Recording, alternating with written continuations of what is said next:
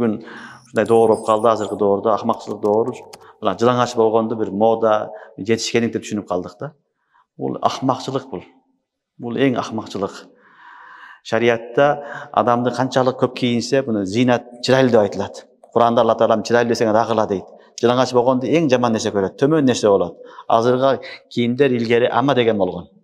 Абд ама, кул болгон доордо ошо кулдарга, эркектерге, аялдарга мамиле кылынган. Ошол эркектерге кылынган мамиле аялдарга болгон.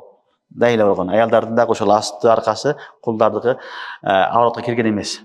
Бул хур аял менен кул аялдын айырмасы болуш үчүн ушундай кылынган.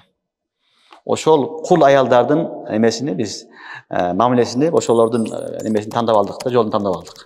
Бүгүнкү күндө ошо менен фахыр кылабыз. Жылаңач болгондук бул жетишкендик эмес, бул акмакчылык. Бул акылы жок, кем акыл адамдын иши болот. Акылдуу адам уяттуу жерлерин жабат. Уяттуу жерлерден сырткары дагы бүт денесин жабат.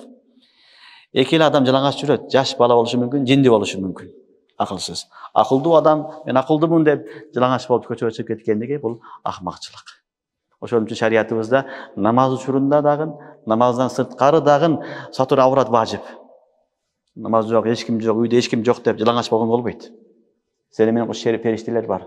Хатта жуунган учурда дагы кийим кийген жакшы дейт уламалар.